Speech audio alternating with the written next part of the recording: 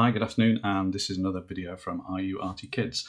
This afternoon I want to talk to you about circles and ellipses, or ellipsis, however you want to say it, and drawing basic cake shapes in the sort of thing that Wayne Theibaud would have painted in his lovely 1960s sort of Californian paintings with lots of cakes and sweets. So we're going to talk about basic things. So we're going to talk about how when we view something like this, we've got a circle, and this is how we would view it from sort of looking sort of straight down almost if we were looking at a cake. And the way I tend to draw, I just want to talk to you firstly about sketching and sort of drawing circles really. You see sometimes people put their hand straight on the page and then do a really careful sort of pressy hard sort of line like that, and then you get to a point where your hand's almost going to end up like that Twister game where you get real contorted. So the one thing I want to talk to you about is just freeing your hand up really before you even start drawing circles or ellipses. So I tend to hold the pencil a lot lighter rather than that really tight grip that you'd use if you were sort of writing, that real control grip. So a lot less tension in the knuckles. So just really relax with that pencil. And the next thing is just actually draw with your whole hand and your own arm really. So just drawing a lot freer. So almost just getting the memory of what a circle looks like in your mind, and just get yourself into that practice of just lightly, even just drifting over that paper without even making a mark. So just almost like ghost circle drawing really. And then once you feel that you've got a circle visualized in your mind, then put your pencil down on the page. And remember, because we're holding the pencil a little bit further back, a little bit less tension, then, you know, if you were drawing this into a proper drawing, it'd be really easy just to rub out and you wouldn't end up with little heavy pencil lines in your page. So free sketching, really loose, using the whole arm to draw with is a lot more natural. And don't worry about all these lines, because this is sketching really. You know, these are the sort of things that can be cleaned up later on. You know, you see people trying to, you know, really precise, you know, lines like this. And, you know, you might get lucky and get that as really good first time, but it's likely you might need to adjust that sometimes. And you can see, you know, that it's really hard to rub that away. You've still got a groove in the paper, and I've sort of got a real dirty black line there from pressing too hard. So lightly sketching. So as we've talked about the fact that this is sort of a circle either face on, so looking straight at it, or a circle sort of looking straight down, top down as such. If we want to draw something at a bit of an angle, so if you were looking at the top of a cup or a bottle, or in this instance a cake, we need to think about how we do that. So this is where we call this like the bean shape or the squashed circle, where, you know, we have this sort of look, which is what our ellipsis is.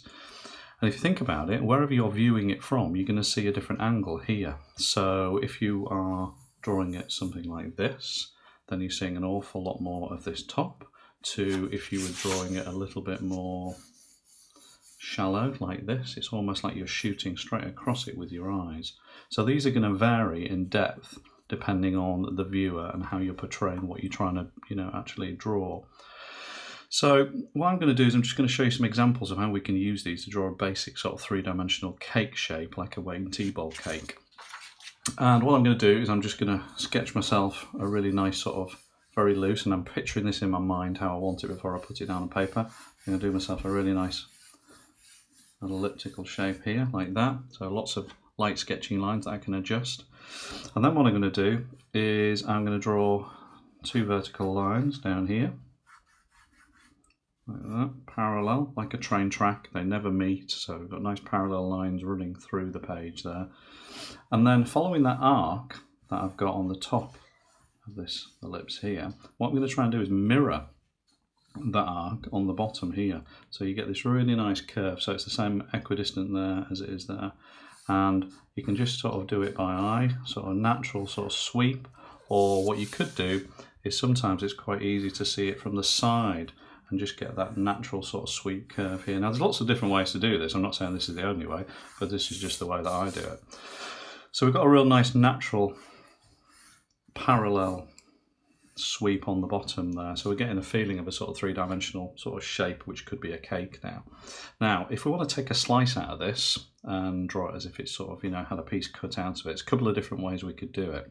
So what I tend to do is I tend to put a dot in the middle of my little cake on here.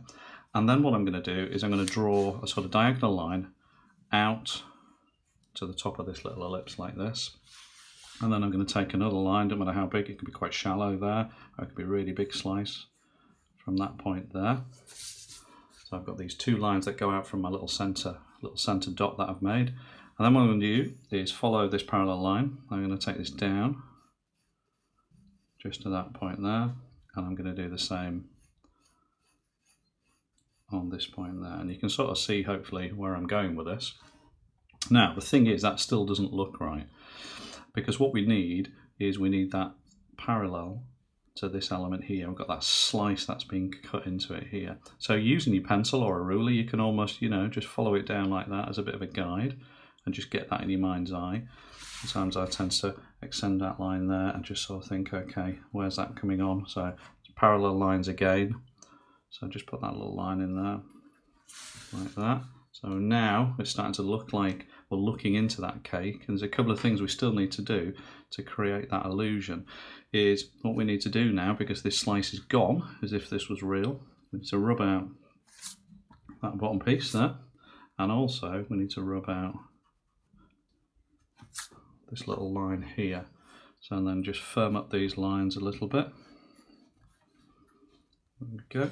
And if you want to just give it a sense of that it is somewhere rather than floating around in this abstract place, I tend to sometimes put like a little horizon line behind, and you can put that quite high up, or you can put it low down depending on, again, the viewpoint. So I'm just going to stick a line behind it and imagine it's going behind that cake as if it's actually sat on a table. So that would be the absolute basic element, and then what we'd probably do is think about putting some light direction on and then casting a shadow of this cake on here. So if we put, say, I don't know, our light's going to be coming on from here, this could be a light through a shop or an artificial light or something like that, it's probably going to cast a shadow over here. So what I tend to do is almost like imagine my lips again on the bottom and just put myself like an elongated sort of shape on there, which would form my shadow. If I was working with pencil, that'd be really dark, or if I was working with a colour tone. Okay, so that's one way to take a slice out. Now if we wanted to show this cake with an even bigger slice out, we need to consider something slightly different. So what I'm going to do is another version of this now. So I'm going to draw out my ellipse again. I'm going to draw my 2 parallel lines, quite a big cake this time. And then I'm going to have my little oval here. Same thing again, put your little centre point in there. Now if you want a slice that crosses this centre line here, so your slice is bigger than that centre line, so it goes beyond that centre line, we need to do something slightly different. So just to help us with that, I've got my little dot in there. I'm going to draw my centre line, just imaginary it through there. So one side of that centre line, because I'm doing a really big slice, I'm going to put my line coming out here, and then I'm looking straight at the cake for this slice. I'm going to put my line on that side like that. Same thing again, get these vertical lines in, all the way in. Now this is where it gets slightly different, because this is where we're looking straight into the cake. So what we're going to do, just like we did before, we've got this parallel line, but we're only going to go as far as the centre. Yeah, so this line is inside of the cake. Same on this side, we're going to put that line there, just extend that out there.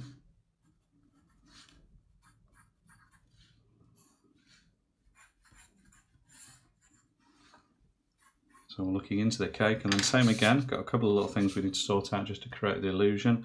Is we're going to rub out that bottom line there, and we're going to rub out these 2 side lines here. So I'm going to put my imaginary horizon line in, and I'm just going to firm this up just to give it that sense. And what I could do, if I want it to be really jazzy, I could make this into, I don't know, some sort of like sandwich cake or something, different layers. So using those parallel lines again, so using our pencil as a guide just to get the angle, so I know it's not like that. So this is where sometimes people go wrong. Keep that angle all the way up the same.